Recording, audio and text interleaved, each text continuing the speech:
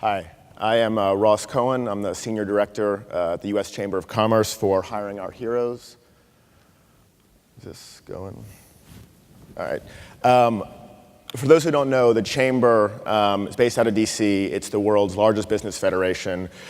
But we also have a 501c3 nonprofit, the National Chamber Foundation. And the Hiring Our Heroes is a program that's run from within the 501c3.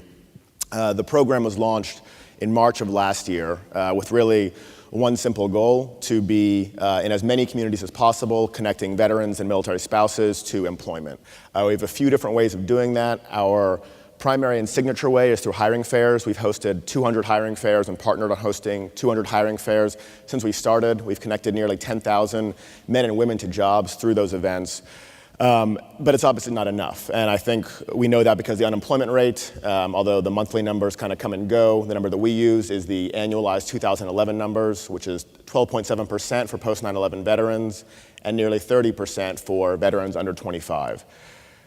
I think that what I'd like to talk about today are two major challenges in reducing this unemployment rate and a couple of the efforts that are underway to address those challenges.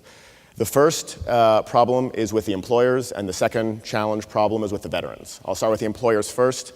I think there's a great amount of goodwill in the country, a strong desire to reach out to veterans and to employ them. I think, unlike most of the folks who are probably here in this room today, most employers really don't know the values that a veteran brings to the table.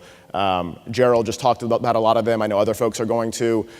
This is not a group that needs to be persuaded, but the fact is most of the country, and I've personally been to dozens of these hiring fairs, I've talked to employers, and the fact is most of them, most of the HR reps out there don't know. And what's really necessary then is a massive public relations campaign to educate them, which I'm really gratified to say I think is happening. I think the First Lady and Dr. Biden and the Joining Forces Initiative deserve incredible gratitude for the awareness they've raised. I think initiatives like the Got Your Six campaign that Service Nation and so many in this room, including the Chamber, are a part of, are doing a great job in engaging the entertainment community in a strategic and steady fashion to support the community.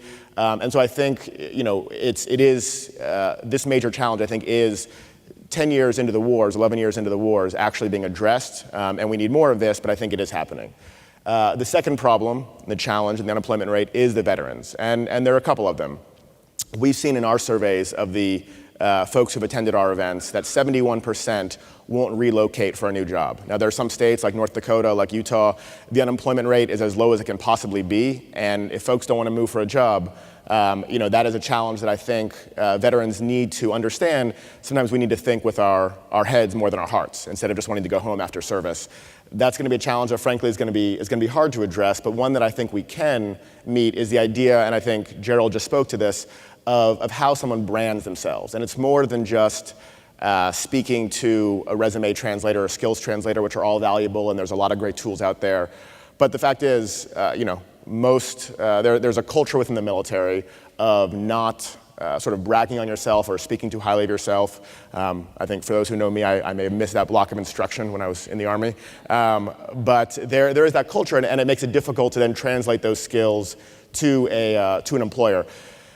We had a hiring fair here in Chicago last week. We partnered with Iraq and Afghanistan Veterans of America and I was looking at some of the resumes of the veterans who were there, and it describes basically an entire year-long deployment as deployed to Iraq. There's no sense of being able to talk, to the points Gerald just made, of the dynamic leadership, the being a member of a team, a leader of a team, the men and women and equipment that you've managed and led. But it's really more than all of those specific things. It's about personally branding yourself as an asset to the company. Now, that is also going to be a massive education campaign. That is not going to be an easy thing. The Chamber is starting a new effort with a partner of ours later this month in DC around a personal branding initiative that will seek to really kind of go beyond the idea of how do I translate this skill to that in the military to that skill in the civilian sector, but how can members of the veteran community talk about themselves in a way that really says, here is the asset that I will bring to your company because of what I've learned and how I've been trained during my time in the military and service. So with that, I'd just like to say again, thank you to Points of Light and also again to Tricia Thompson for really just doing incredible work with all of this, and thank you all.